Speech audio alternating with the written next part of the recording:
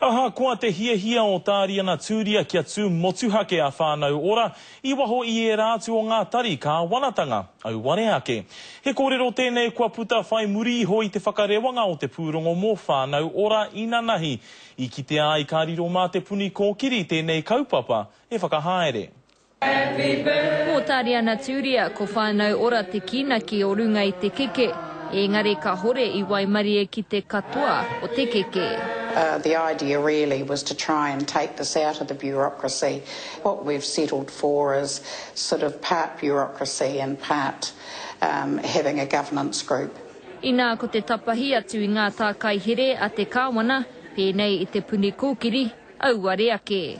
It is a really good initiative and one that I'm delighted that Te Puni Kōkiri is part of and working alongside the government agencies because we have a major role to play in working with the community and bringing about quite a significant change in the way we do things.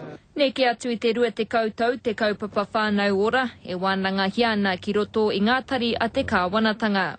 Ina ahakoa te whānui o te whakaaro, te ahua nei kai roto I ngā ture tākai here anō, te tōrua, te kakamara nei o te haere o tēnei kaupapa.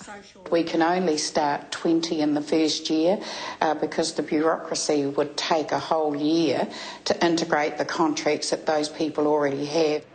Neke atu I te whitu te kaumārua ngā kirimana kei te pīkauria kētia, e ētahi o ngā rōpu e āhei ana ki te kawe I te kaupapa o whānau ora.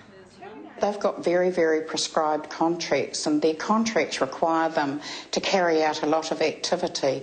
The government's never been able to measure that activity to see whether in fact we're achieving anything at all. Heoi anō kia ea era I te tuatahi, ka tahi anō rātou ka Waimarie ki ngā pūtea whānau ora. Providers and the state have played the role of family. It's really important for family to pick up that responsibility themselves.